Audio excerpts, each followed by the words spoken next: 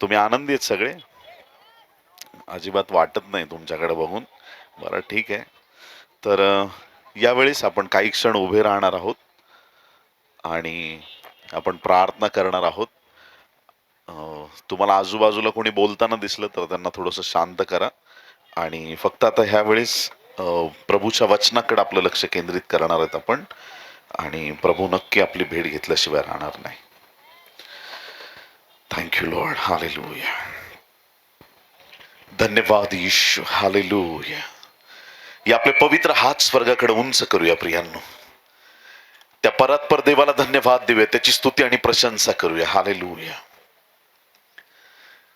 येशूचे दूत, दूत येशूचे, येशूचे दूत माझ्या भोवती, येशूचे दूत माझ्या भोवती, येशू तुझे प्रेम माझ्यावरी किती, येशू तुझे प्रेम माझ्यावरी किती, येशूचे दूत माझ्या भोवती. सगळे गाऊया. येशूचे दूत माझ्या भोवती, येशू तुझे प्रेम माझ्यावरी किती, येशू तुझे प्रेम माझ्यावरी किती, संकटाच्या वेळी मी धाव करीतो, संकटाच्या वेळी मी धाव करीतो, तेव्हा माझा येशू मला सहाय्य करीतो, तेव्हा माझा येशू मला सहाय्य करीतो, येशूचे दूत माझ्या भोवती, येशूचे दूत माझ्या भोवती, येशू तुझे प्रेम माझ्यावरी किती, येशू तुझे प्रेम माझ्यावरी किती, जेव्हा माय बापाने मला टाकिले, जेव्हा माय बापाने मला टाकिले, तेव्हा येशूने मला जवळ घेतले,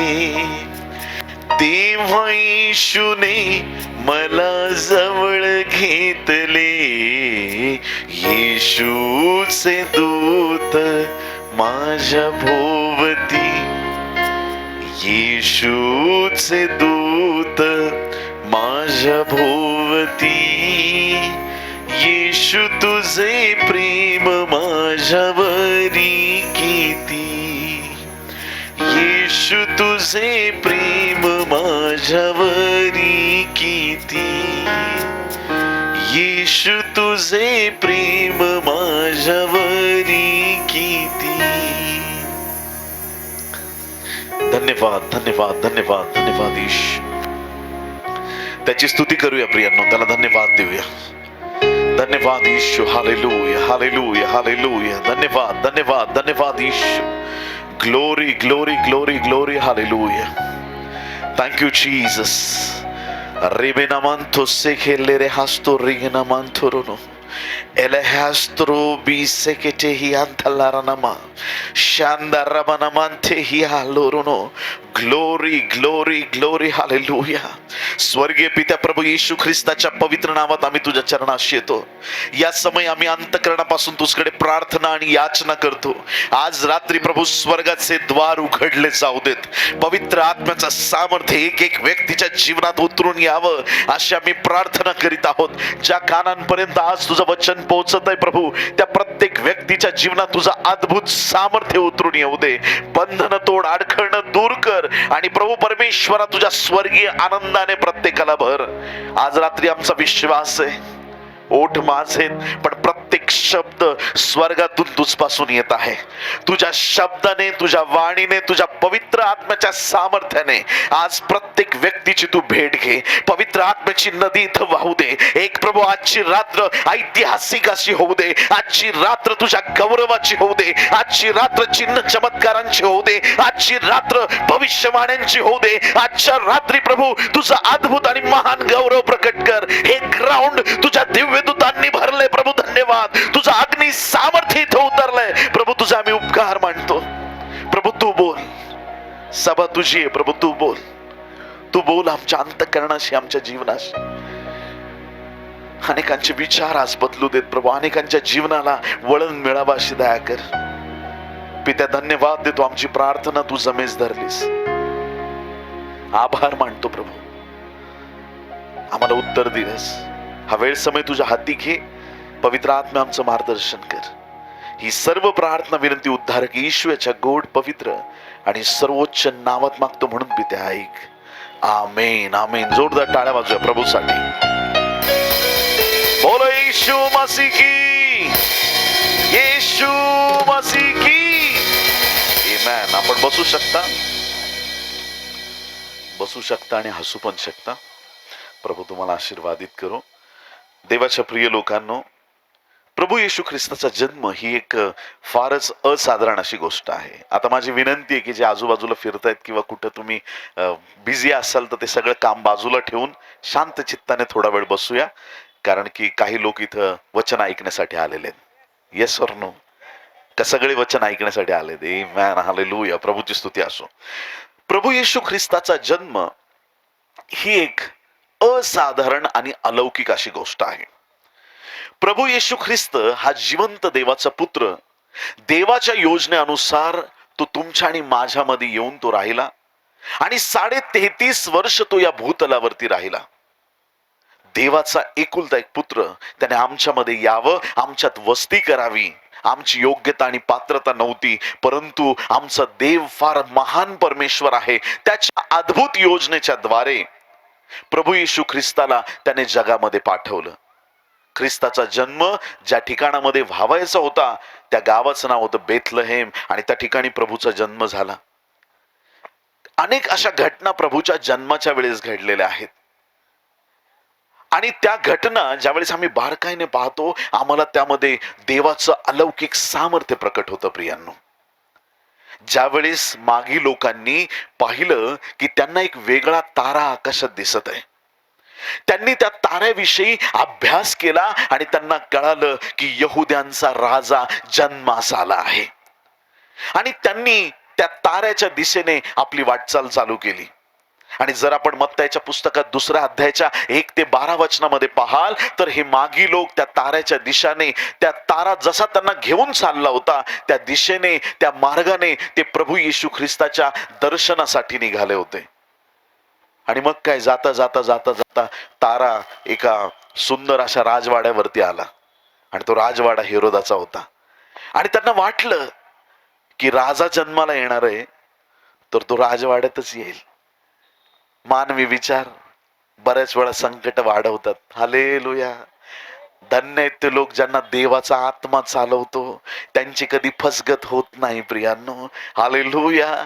बऱ्याच वेळा असं लोक म्हणतात ना, मला असं वाटलं, मला असं वाटलं. ना मिक्सर आहे ना पाट आहे, कोणाकोणाला काय काय वाटतं कधी सांगता येत नाही. त्यांना पण असं वाटलं की इथं या राजवाड्यामध्ये ख्रिस्ताचा जन्म झालाय. गेले आतमध्ये, यहुद्यांचा राजा जन्मास आला आहे, तो कोठे आहे? हेरोद राजा हादरून गेला, अख्खं यरूशलेम हादरून गेलं. लोकांनी ऐकलं, कारण की त्यांना भीती वाटली. आता मी तर राजा आहे, अजून असा दुसरा कोणता राजा आलेला आहे? आणि देवाच्या प्रिय लोकांना, तुम्हाला माहित आहे की येशूचा जन्म राजवाड्यात नाही, त्याचा जन्म गायीच्या गोठ्यामध्ये झाला. प्रियांनो, देवाने स्वतःला लीन आणि नम्र केलं. इतकं नम्र, देव जो बाप, देव जो पुत्र, देव जो पवित्र आत्मा, या त्रैक्यातल्या मी येशू ख्रिस्ताबद्दल बोलत आहे. देव जो पुत्र राजासन सोडलं आणि गव्हाणीमध्ये आला. हालेलुया. स्वर्गातलं त्याचं अति पवित्र राजासन सोडलं आणि गायीच्या गोठ्यामध्ये, त्या गव्हाणीमध्ये त्याने जन्म घेतलेला आहे. या ठिकाणी त्या हेरोदाच्या राजवाड्यातून जेव्हा ते पुढे निघाले, त्यावेळेस पुढे बायबल सांगतं, आपण वाचूया काही वचन. मत्ती याचा 2रा अध्याय आणि 9व्या वचनापासून वाचूया. चेक चेक, थोडा मॉनिटर देता येईल का? चेक. आणि त्यांना 9व्या वचनापासून, राजाचे हे सांगणे ऐकून ते निघाले आणि पहा, जो तारा त्यांनी पूर्व दिशेस पाहिला होता, तो जेथे तो बालक होता त्या जागेवर जाऊन थांबेपर्यंत त्यांच्या पुढे चालला. तो तारा पाहून त्यांना अतिशय आनंद झाला. आमेन. काय पाहून आनंद झाला?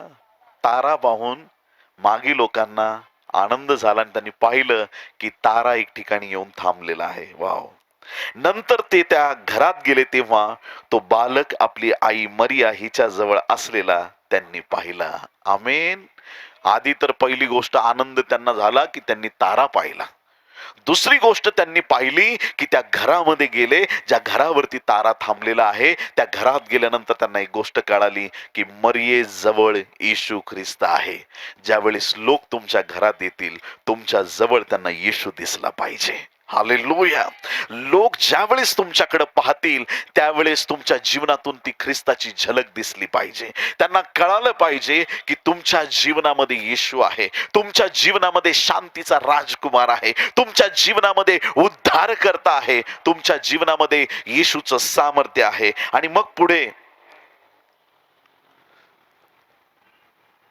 मरिया, आपली आई मरिया हिच्या जवळ असलेला त्यांनी पाहिला तो बालक व पाया पडून त्यांनी त्याला नमन केले व आपल्या द्रव्यांच्या थैल्या सोडून सोने, ऊद व गंधरस ही दाने त्याला अर्पण केली. मग हेरोदाकडे परत जाऊ नका अशी स्वप्नात सूचना मिळाल्यामुळे ते दुसऱ्या मार्गाने आपल्या देशास निघून गेले. या ठिकाणी मागी लोक ताऱ्याचा शोध करत करत तारणाऱ्याला, यहुदाच्या राजाला भेटण्यासाठी आले होते. या ठिकाणी ते फक्त भेट घेत नाहीत, आले, बघितलं आणि गेलं नाही. त्यांच्या जवळ जे मूल्यवान होत्या गोष्टी, त्या त्यांनी येशूला अर्पण केल्या. कुणी आमेन म्हणायला तयार आहे का इथं? त्यांच्याकडे जे उत्तम होतं ते त्यांनी प्रभूच्या चरणाशी ठेवलं. मागी लोकांनी फक्त आपल्याकडच्या गोष्टी दिल्या नाहीत, तर त्यांनी स्वतःला प्रभू समोर नम्र केलं, लीन केलं आणि त्यांनी येशूला नमन केलं. किती लोक आमेन म्हणणार आहेत? आले होते फक्त बघण्यासाठी, भेटण्यासाठी, पण परमेश्वराची दया बघा की त्यांच्याकडच्या उत्तम गोष्टी त्यांनी दिल्या आणि ते कशासाठी आले? ते नमन करण्यासाठी आले. हालेलुया. आले होते एका उद्देशाने, पण अनेक गोष्टी ते करून गेले. कोणाला कळते का मी काय म्हणतोय ते? हालेलुया. एक उद्देश घेऊन आले होते, पण त्यांनी अनेक गोष्टी केल्या. काही लोक असतात ना थोडस जरा एक्स्ट्रा करणारे. किती लोक आमेन म्हणणार त्या गोष्टीला? तुमचा आमेन जो आहे ना, हालेलुया. मुंबईमध्ये एक शिवडी म्हणून ठिकाण आहे, तिथे एक टीबीचं हॉस्पिटल आहे. मी कधी कधी जातो तिथं प्रार्थनेला. एकदा एक पेशंटला जेवण आणून दिलं आणि त्या जेवणावरती माशी बसली आणि माशी बसल्यानंतर तो असा हाकलतोय. ती माशी पण म्हणते मी जाणार नाही. म्हणा हालेलुया. मला ना आज कोल्हापुरात पोहोचल्यासारखंच वाटत नाहीये. हालेलुया. बोलो येशू मसीह की. काही लोक जगामध्ये देवाने आशे ठेवलेले आहेत. मला माहित नाही, कदाचित ते गर्दीत पण असू शकतात. ते लोक ना साधारण लोकांपेक्षा काहीतरी जास्त करण्याच्या तयारीत असतात जेव्हा गोष्ट देवाची येते. परमेश्वरासाठी ते नेहमी तयार आणि तत्पर असतात आणि ते उत्तम गोष्टी देवासाठी करतात. माणसासाठी नाही, पण देवासाठी त्यांच्याकडे करण्याकरिता उत्तम त्या गोष्टी असतात. कोणी आमेन म्हणणार आहे का? हालेलुया. देवाच्या प्रिय लोकांनो, प्रभू जवळ आल्यानंतर त्यांनी सगळ्यात पहिला संपत्तीचा, त्यांच्याकडे असलेल्या धनाचा त्याग केला. हालेलुया. ज्यांना ख्रिस्त कळालाय त्यांची नजर जगावरून हटते आणि त्यांची नजर जी आहे ती स्वर्गाकडे लागते. प्रियांनो, जगी गोष्टींपासून ते तुटले जातात आणि देवाबरोबर ते जुडले जातात. जगाच्या गोष्टी त्यांना शून्य वाटू लागतात आणि स्वर्गाच्या गोष्टी त्यांच्यासाठी आशीर्वादाच्या वाटू लागतात. हालेलुया. माणसाची नजर जगाकडून हटते आणि देवाकडे लागायला सुरुवात होते. आमेन. सगळं जग स्वार्थी. फटाके बाहेर वाजतात पण तुम्हाला विश्वास नाही. सगळं जग स्वार्थी आहे प्रियांनो. पापाने भरलेलं आहे. तुमच्यात काय वेगळेपणा आहे? तुमच्या देवाने कुठला आशीर्वाद ठेवलेला आहे? आध्यात्मिक गोष्टींकडे आमची अधिक नजर लागावी. आम्हाला त्याग करता आला पाहिजे. आम्हाला ख्रिस्ताचं प्रेम कळालं पाहिजे. आमची नजर स्वर्गाकडे लागली पाहिजे. आमचं जीवन देवाला गौरवणारं असलं पाहिजे. 3 मित्र होते, अरण्याच्या वाटेने चालले. जाता जाता जाता त्यांना माहित नाही, एक खूप सोन्याचा चांगला खजाना त्यांना सापडला. इतका आनंद झाला. आयुष्यभर मेहनत केली असती ना तरी एवढं कमवू शकलो नसतो आपण. एवढा मोठा खजाना आपल्याला मिळालाय. काय करूया आपण? 3 जण वाटून घेऊया. चांगली आयडिया. पण खूप भूक लागली. कोण जाईल आपल्यातलं? इथं कोणीतरी थांबलं पाहिजे. मग ठरवलं त्यांनी, 2 जण थांबूया आणि एका जणाला जेवण आणण्यासाठी गावात पाठवूया. तो तयार झाला 1 जण आणि तो जेवण आणण्यासाठी गेला. आणि गेल्याच्या नंतर हे 2 जण जे त्या संपत्तीजवळ, त्या खजिन्याजवळ बसले होते, त्यांनी म्हटलं, बघ आता आपण 3घांनी हिस्से केले तर जरा आपल्याला कमी येईल. एकाने म्हटलं, पण 2च हिस्से झाले तर किती बरं होईल ना, आपल्याला थोडं जास्त मिळेल. अरे पण तो तर गेला जेवण आणायला. जसा आला ना त्याला मारून टाकू आपण. जसा आला तसा. आवाज खोल गेलाय तुमचा. जॉन ब्रदर, उद्या यांना जरा काजू बदाम पिस्ते द्या इथे यायच्या आधी. जसा आला त्याला मारून टाकून मग आपण 2घच राहिलो. 2घांमध्ये वाटून घेऊ. तो तसा जेवण घेऊन जसा आला, जेवण त्याने तिथं ठेवलं. एकाने मागून जाऊन असा त्याच्यावर प्रहार केला का ह्या 2घांनी मिळून त्याला मारून टाकलं. खलास. अरे वा वा वा. आता संपत्ती फक्त आपल्या 2घांची झाली. एक पार्टनर आपण कट करून टाकला. अरे वा, आता 2घांची झाली. 2घांनी अर्ध अर्ध वाटून घेतलं. ते जेवण आणलं होतं ना ते 2घांनी खाल्लं आणि 2घं मेले. कारण त्यांनी येतानाच विष टाकून आणलं होतं यांना मारण्यासाठी. जग लई स्वार्थी आहे. थोडं नाही, लई स्वार्थी. 3घही मेले आणि संपत्ती काही कोणाच्या वाट्याला आली नाही. संपत्तीच्या मागे जाणारे मरतात, येशूच्या मागे येणारे जीवन प्राप्त करतात. त्यांच्या जीवनात आशीर्वाद असतो. जी संपत्ती ख्रिस्तामध्ये आम्हाला मिळाली आत्मिक गोष्टींची, ती धन, ती संपत्ती, तो वाटा आमच्यापासून कोणी काढून घेणार नाही. हालेलुया. जे आशीर्वाद स्वर्गातून आमच्याकडे आलेले आहेत ते आशीर्वाद आमच्यापासून कोणीही काढून घेणार नाही. तर आपण त्या लोकांविषयी बोलत होतो जे लोक थोडस जरा काही जास्त करण्याच्या तयारीतच असतात. कलसे 3 अध्याय 22-23 वचनामध्ये सांगितलेलं आहे. जेव्हा तुम्ही सेवा करताना कशी करायची? कलसे 3 अध्याय 22 आणि 23. दासांनो, तुम्ही सर्व गोष्टीत आपल्या व्यवहारातल्या धन्यांच्या आज्ञा पाळा. माणसांना संतोष मिळणाऱ्या नोकरांसारखे तोंड देखल्या चाकरीने नका दिसेल लोकांना म्हणून सेवा करू नका. तर सालस मनाने प्रभूची भीती बाळगून पाळा. आणि जे काही तुम्ही करता ते माणसांसाठी म्हणून करू नका, तर प्रभूसाठी म्हणून जीवे भावे करा. देवाचं काम कसं करायचं? सगळ्यांनी म्हणा, जीवे भावे. जीव ओतून एकदम मनापासून देवाचं काम झालं पाहिजे.